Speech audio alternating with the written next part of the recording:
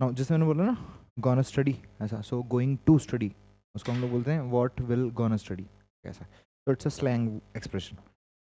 चलो so the topic is आज जो हमारा टॉपिक है हमें क्या क्या करना है पहले मैं बताता हूँ। इन सेशंस में जो हम लोग सेशंस लेंगे उनमें क्या क्या करना है। फर्स्ट थिंग हमें करना है क्लॉजेस।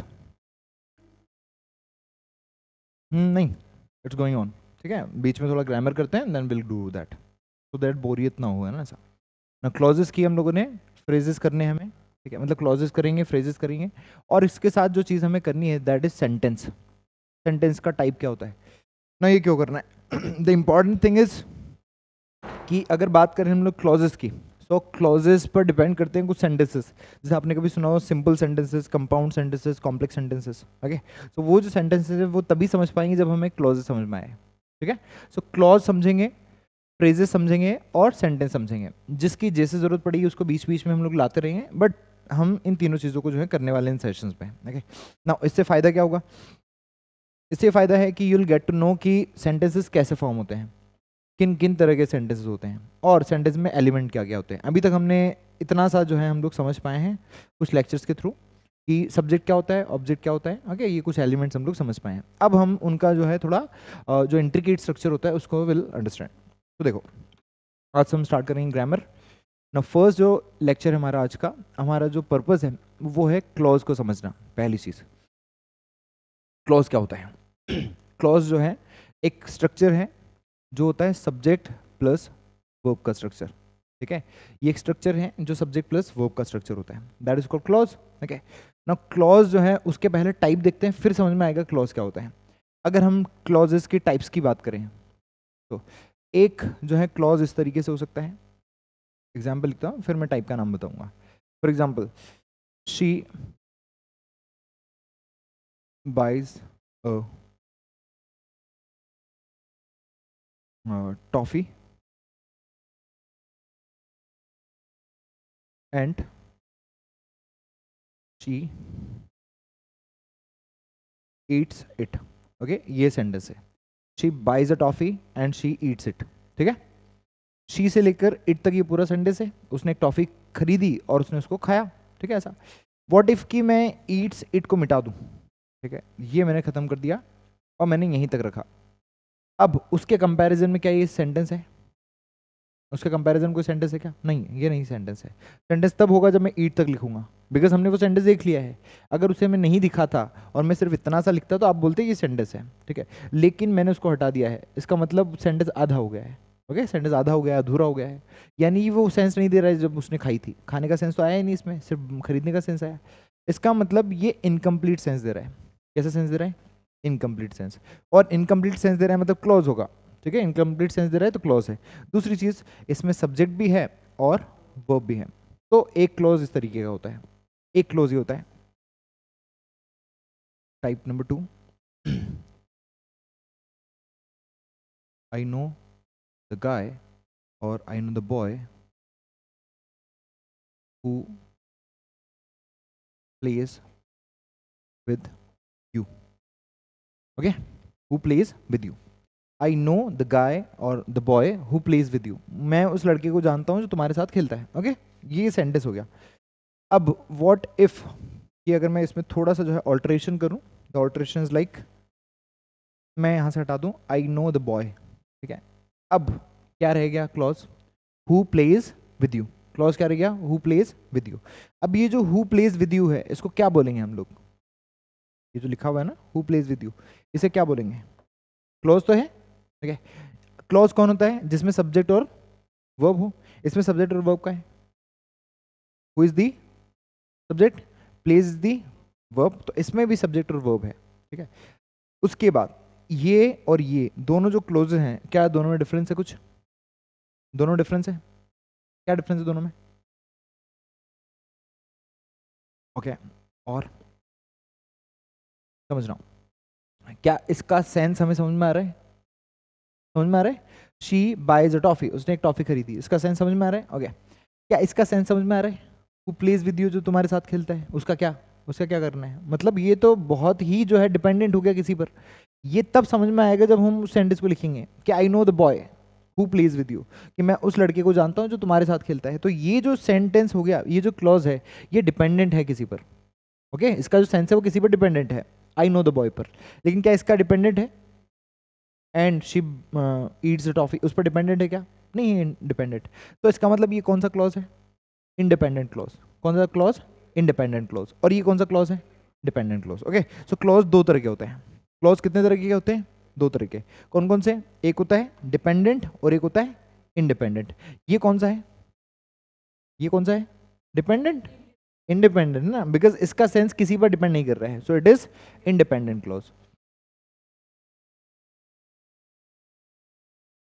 Independent clause. ओके इसकी बात करें, who plays with you, dependent, because इसके पहले जो सेंटेंस लिखा था उस पर इसका जो है सेंस डिपेंड करता है, सो it is dependent clause. Dependent clause की हम लोग यहाँ बात कर रहे हैं। Okay clause must have subject and verb. Clause must have subject and verb. और दो तरह के क्लॉज होते हैं, दैट इज डिपेंडेंट और इंडिपेंडेंट। ये इंडिपेंडेंट है और ये डिपेंडेंट है, बिकॉज ये किसी पर डिपेंड है। अब एग्जाम्पल लिखना ना, मैं अंडरलाइन करूंगा कुछ चीजें। For example, Raman is my friend and he is the brother of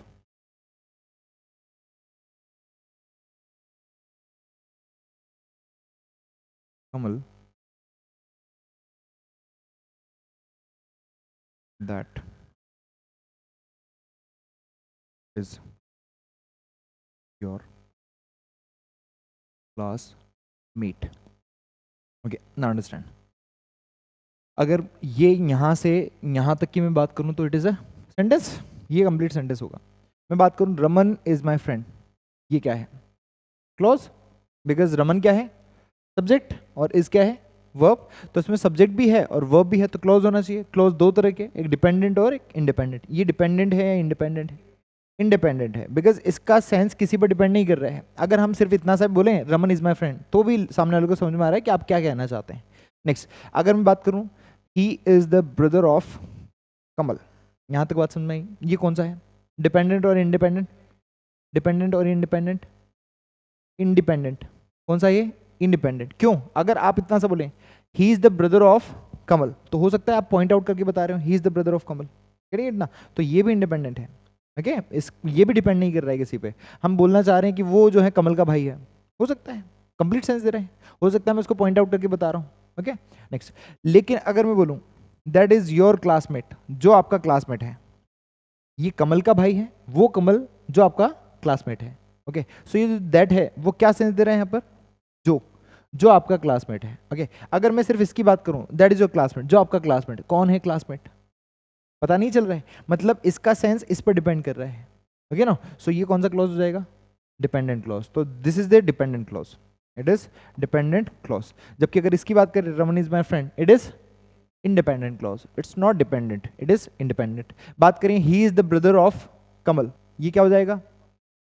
independent clause. Okay अब इसमें कुछ स्ट्रक्चर्स में फ्लॉज हैं, जैसे हम लोग he is the brother of Kamal नहीं बोलते हैं, हम बोलते हैं he is brother Kamal's brother, ठीक है ऐसा बोलेंगे, बट कुछ फ्लॉज है, बस समझने के लिए हमने लिखा है। तो इंडिपेंडेंट क्लॉज और डिपेंडेंट क्लॉज में डिफरेंस क्लियर है? ओके अब एक चीज आपने नोटिस करी होगी कि यहाँ पर दैट आया, इसके पहले डिपेंडेंट में हमने क्या लिखा? हु लिखा। ओके तो इसमें कुछ वर्ड्स आते हैं जो उसको लिंक कर रहे होते हैं उससे पहले वाले सब्जेक्ट से, सेंटेंस से या क्लॉज से, ठीक है। तो ये जो वर्ड्स हैं जो लिंक कर रहे हैं, जो रिलेट कर रहे हैं इसको, उसको बोलते हैं रिलेटिव प्रोनाउन। क्या बोलते हैं? Relative pronoun. ओके समझो, जैसे it is the machine, it is the machine which I bought yesterday, which I bought yesterday. This is the machine which I bought yesterday. Okay, this is the sentence. अब इस sentence को देखो, yesterday तक sentence खत्म हो रहा है, it से स्टार्ट हो रहा है, yesterday तक खत्म हो रहा है। अगर मैं इसको मार्क करूं which I bought yesterday, तो यहां पर I तो क्या हो गया, which क्या हो गया, मतलब क्लोज तो है, लेकिन डिपेंडेंट है या इंडिपेंडेंट है? डिपेंडेंट। ओके कौन सा ये? डिपेंडेंट, क्योंकि इसका सेंस किस पर डिपेंड करता है? इट इज द मशीन, इस क्लॉज पर। दो क्लॉजेज हैं, ये क्लॉज इस पर डिपेंड कर रहा है, इट इज द मशीन, एक ये क्लॉज है, और विच आई बॉट यस्टरडे, एक ये क्लॉज है। तो ये जो क्लॉज है ये कौन सा है, डिपेंडेंट, जो इस पर डिपेंड कर रहा है। और ये किससे स्टार्ट हो रहा है, विच से। विच जो है वो इस क्लॉज को इस क्लॉज से रिलेट कर रहे हैं। ओके, तो जो रिलेट करने वाले वर्ड्स होते हैं ये कंजक्शन का भी काम कर रहे हैं, कंजक्शन है, और ये जो है इसको रिलेट भी कर रहे हैं। तो जो रिलेट करते हैं उनको बोलते हैं हम लोग रिलेटिव प्रोनाउन। क्या बोलते हैं इनको, रिलेटिव प्रोनाउन। सो ये जो रिलेट करने वाले वर्ड्स होते हैं these are called relative pronouns. और ये जो रिलेटिव प्रोनाउंस होते हैं यही दो सेंटेंसेस को दो क्लॉजेस को रिलेट कर रहे होते हैं। तो जिसमें रिलेटिव प्रोनाउन दिखे वो कौन सा सेंटेंस, कौन सा क्लॉज है, डिपेंडेंट क्लॉज है। ओके, और जिसमें ना दिखे वो इंडिपेंडेंट क्लॉज है। ओके, वो कौन सा क्लॉज है, इंडिपेंडेंट क्लॉज है। सो अगर बात करें हम लोग डिपेंडेंट क्लॉज की तो इसकी एक विशेषता क्या हो जाएगी, it contains relative, contains, okay, it contains, contains मतलब इसमें शामिल होता है। ओके, क्या शामिल होता है, अ relative pronoun, relative pronoun इसमें शामिल होता है। relative pronoun के एग्जांपल्स क्या हो सकते हैं, जैसे हमने एक तो डिस्कस किया which हो गया, who हो गया, that हो गया, whom हो गया। अब इन सब के भी यूजेस हम लोग पढ़ेंगे, दैट कहाँ यूज होता है, हु कहाँ यूज होता है। दैट को आप लिविंग नॉन लिविंग दोनों में यूज कर सकते हैं, एनिमल्स के साथ भी यूज कर सकते हैं। हु को आप जो है सिर्फ ह्यूमंस के साथ यूज करते हैं। विच जो है उसका आप एनिमल्स में भी यूज कर सकते हैं। Okay, something like this. तो हम लोग इन सब चीज़ों को देखेंगे। तो अभी तक हमने क्या पढ़ा, क्लॉज। क्लॉज क्या होता है, सब्जेक्ट और वर्ब का कॉम्बिनेशन इज कॉल्ड क्लॉज। ठीक है, क्लॉज क्या कहलाता है, सब्जेक्ट और वर्ब का कॉम्बिनेशन। अगर उसके बाद हम लोग बात करें इसके अलावा तो क्लॉज दो तरह के हैं, दैट इज डिपेंडेंट और इंडिपेंडेंट। इंडिपेंडेंट वो होता है जिसका सेंस अपने आप में बना रहता है, उसको नीड नहीं है किसी दूसरे क्लॉज की। डिपेंडेंट वो है जिसका सेंस दूसरे क्लॉज पर निर्भर करता है। और डिपेंडेंट क्लॉज को जो रिलेट करता है उसको कौन सा प्रोनाउन कहते हैं, रिलेटिव प्रोनाउन। ठीक है, रिलेटिव प्रोनाउन कंजंक्शन का भी काम करता है, because it joins two clauses, क्योंकि ये दो क्लॉजेस को जोड़ भी रहा होता है। Okay, these are two clauses, इनको जोड़ भी रहा है, साथ में रिलेट भी कर रहे हैं। तो कंजंक्शन का भी काम कर रहे हैं और रिलेट करने का भी काम कर रहे हैं, that is relative pronoun. Got it. तुमने कितने टर्म्स समझी, हमने समझी चार terms. Which one, clause, subject plus verb, dependent clause और इंडिपेंडेंट क्लॉज तीन, और चौथी रिलेटिव प्रोनाउन। ओके, चार टर्म्स याद रखनी, नोट इट डाउन, कर लो इसको note.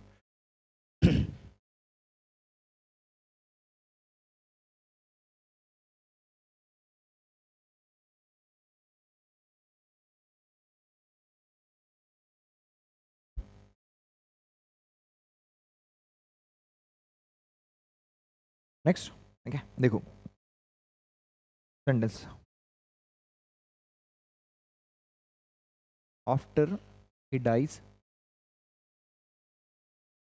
he will be forgotten, after he dies he will be forgotten.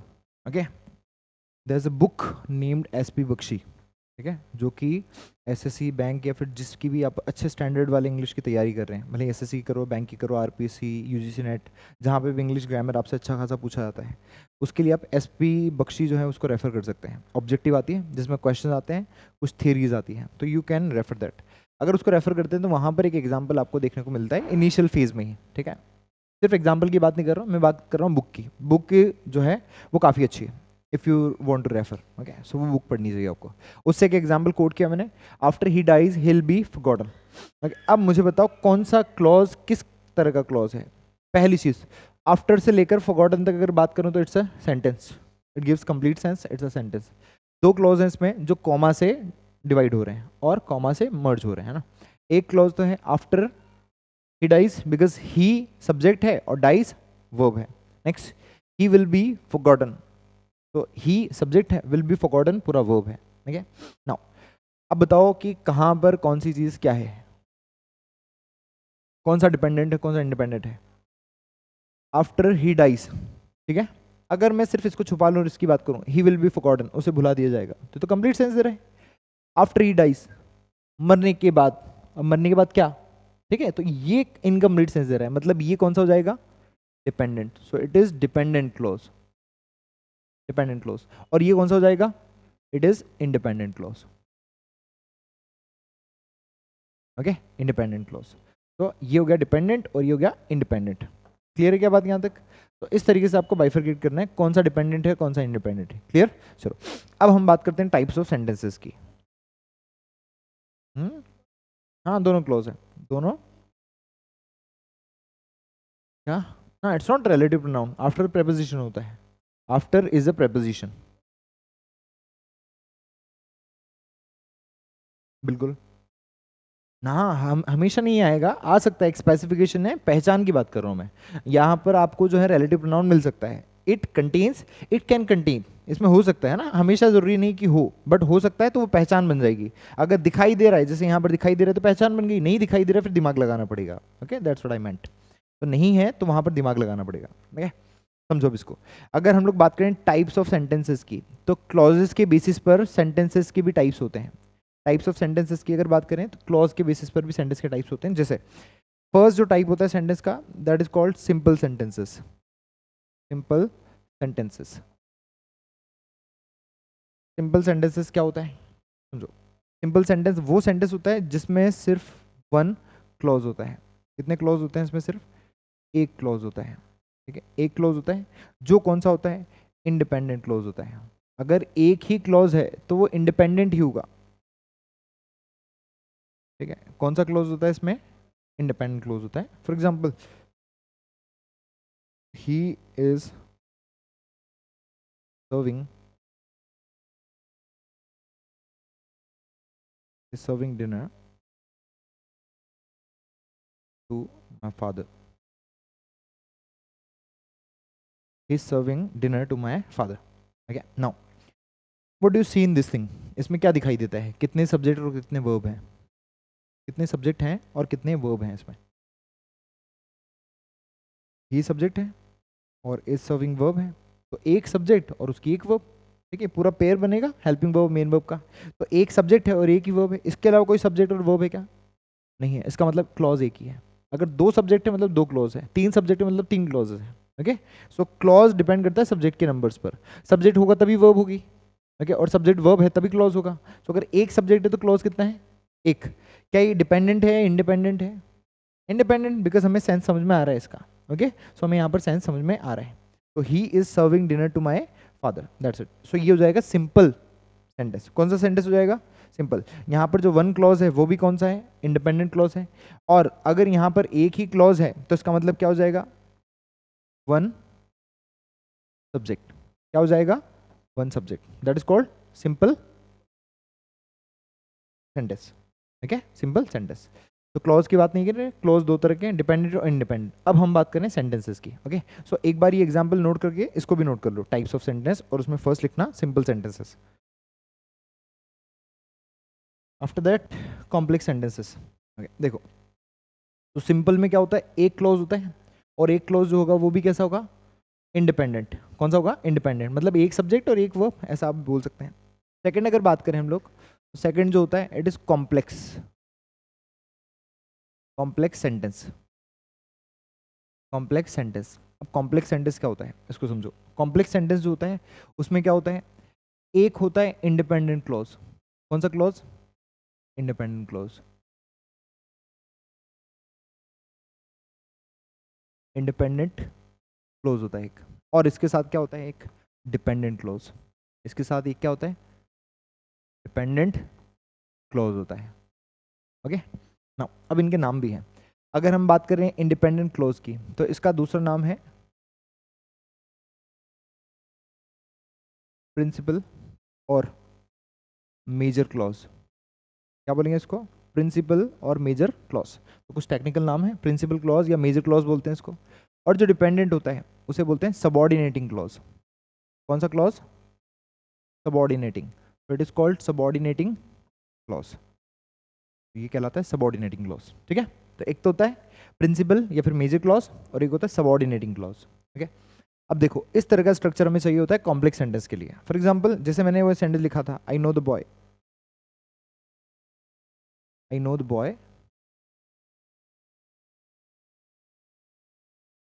Boy who please with you. Okay, I know the boy who plays with you. यहाँ पर आई know the boy, it is independent clause. ठीक है, independent clause हो जाएगा ये। Next अगर बात करें हु प्लेज विद यू, क्या हो जाएगा? Dependent clause. तो that is dependent clause. Clear? So independent और डिपेंडेंट क्लोज का जो कॉम्बिनेशन होता है that is called complex sentence. क्या बोलते हैं उसको? कॉम्प्लेक्स सेंटेंस बोलते हैं. Got it? और क्या एग्जाम्पल हो सकते हैं? जैसे आई नो दैट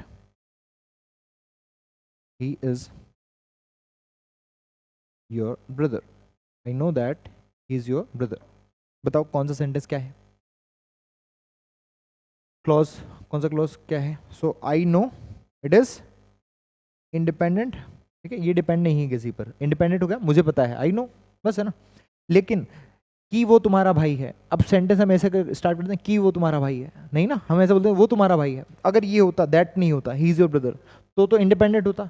लेकिन दैट आ गया, मतलब ये रिलेट कर रहा है किसी से, यानी सेंटेंस अधूरा है. तो जब ये पढ़ेंगे तभी पूरा होगा. मतलब ये कौन सा क्लॉज हो जाएगा? Dependent clause. So it is dependent clause. बोलो बात समझ में आई? तो it is dependent clause. Got it? So वो तो हो गया इंडिपेंडेंट, वो हो गया simple sentence. It is complex sentence. एक होता है कंपाउंड सेंटेंस, एक होता है कंपाउंड सेंटेंस. अब कंपाउंड सेंटेंस के बारे में भी समझो. If we talk about compound sentences, that is compound sentences. क्या होता है कंपाउंड सेंटेंस, ये समझो. नाउ यहाँ पर चाहिए होता है हमें इंडिपेंडेंट क्लोज, दो इंडिपेंडेंट क्लोज. क्या दो इंडिपेंडेंट क्लोजेस को साथ में लिखना पॉसिबल है? जैसे मैं लिख रहा हूँ, समझना. जैसे एक हमने लिखा आई लाइक टी,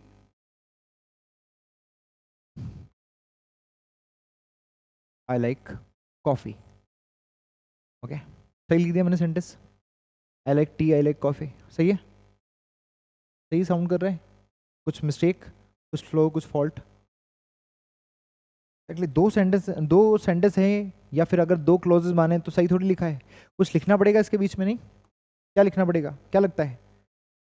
एग्जैक्टली हम एंड लिख सकते हैं. So I like tea and I like coffee. इसका मतलब क्या हुआ? ये कौन सा क्लॉज है? इंडिपेंडेंट. ये कौन सा क्लॉज है? इंडिपेंडेंट. इसका भी जो है अपने आप में वजूद है और इसका भी है. ये दोनों डिपेंड नहीं कर रहे हैं, तो दोनों जो है कौन से क्लॉज हैं? इंडिपेंडेंट. ये भी इंडिपेंडेंट है और ये भी इंडिपेंडेंट है. तो दो इंडिपेंडेंट क्लॉजेस हैं. किससे जोड़ा हुआ है हमने? एंड से. और जो दो इंडिपेंडेंट क्लॉजेस को कंजक्शन जोड़ते हैं, उन कंजक्शंस को हम लोग बोलते हैं को रिलेटिव कंजक्शन. कौन सा कंजक्शन? को रिलेटिव कंजक्शंस. तो इनको बोलते हैं को रिलेटिव कंजक्शंस. तो डिपेंडेंट क्लॉजेज जो होते हैं वो नहीं आते हैं इसमें. इसमें दो इंडिपेंडेंट क्लॉजेज आते हैं और उनको किससे जोड़ते हैं हम? कोरिलेटिव कंजक्शन से. कोरिलेटिव कंजक्शन मतलब एंड हो गया, बट हो गया, आइदर और, नीदर नॉर, वैसे कंजक्शन हो गए, है ना. तो वो दो सेंटेंस को जोड़ते हैं. तो यहाँ पर क्या हो जाएगा? दो इंडिपेंडेंट क्लॉजेज चाहिए होते हैं हमें. समझ जाओगे ना ये जो लिखा हुआ है, इंडिपेंडेंट क्लॉज. ठीक है, और फिर एक और इंडिपेंडेंट क्लॉज, और बीच में क्या आएगा?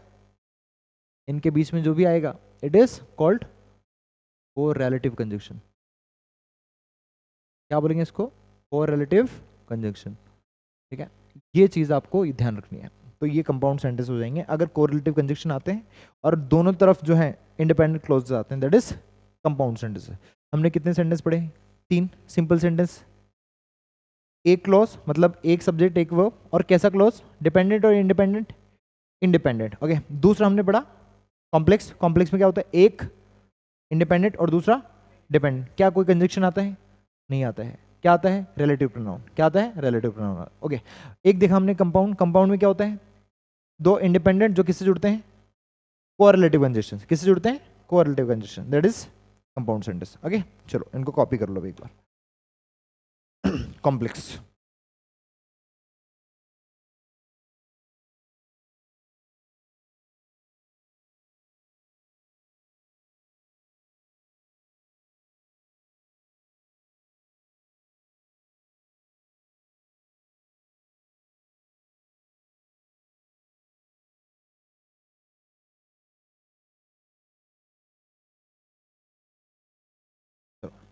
नाउ अब इसके बाद जो हमें डिस्कशन करना है दैट इज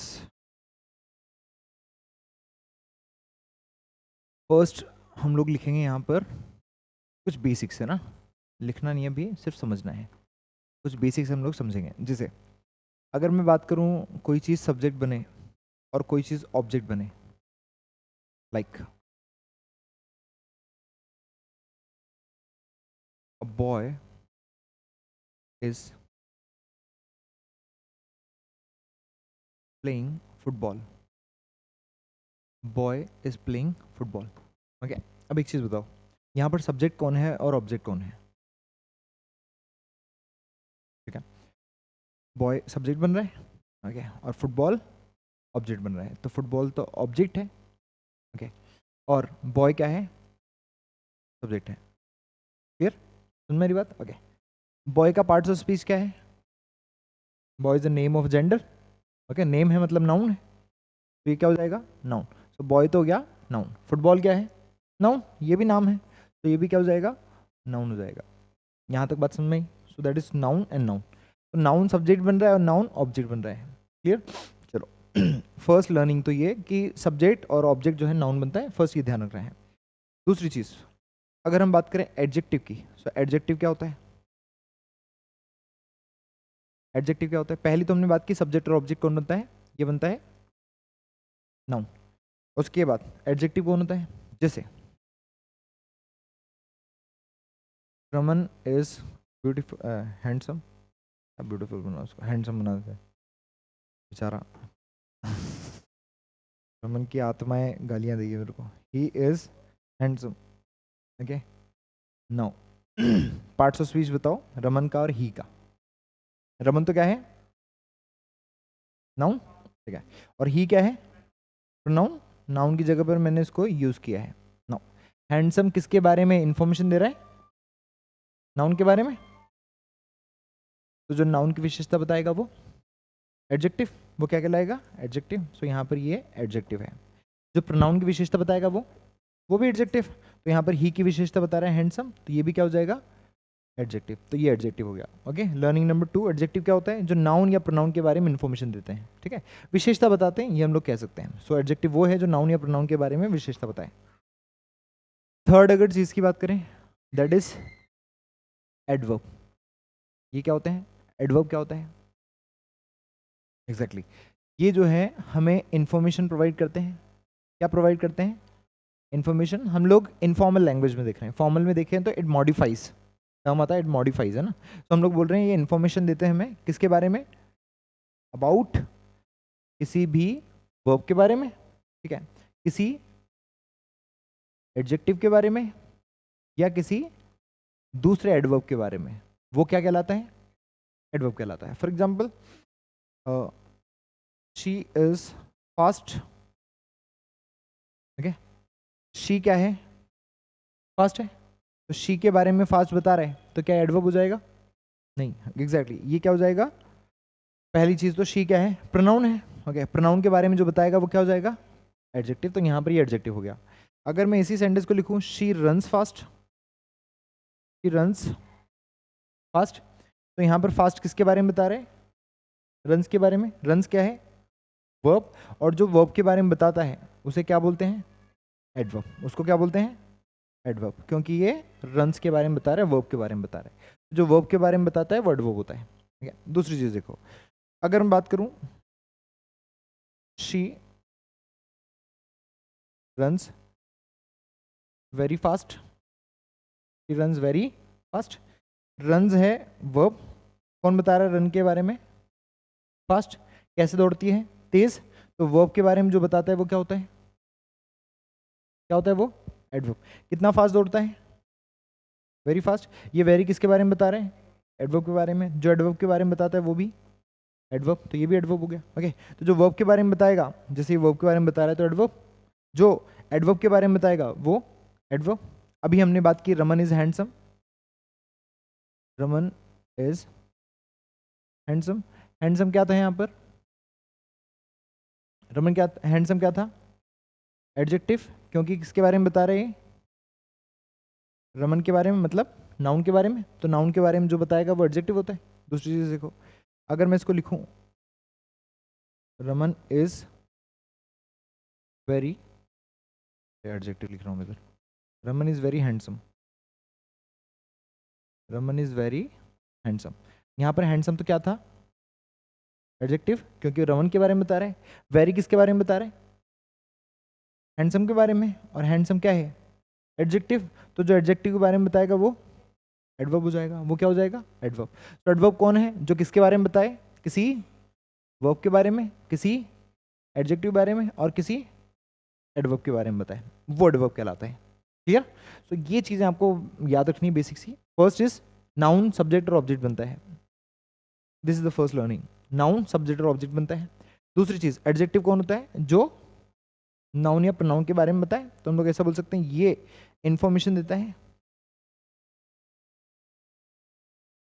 इंफॉर्मेशन अबाउट इसके बारे में, किसी नाउन या प्रोनाउन के बारे में, दैट इज एडजेक्टिव। और एडवर्ब की बात करें तो एडवर्ब किसके बारे में इंफॉर्मेशन देता है? वर्ब, एडजेक्टिव और एडवर्ब के बारे में। ओके, ये तीन चीजें याद रखनी है। चलो इसको नोट करो फटाफट से।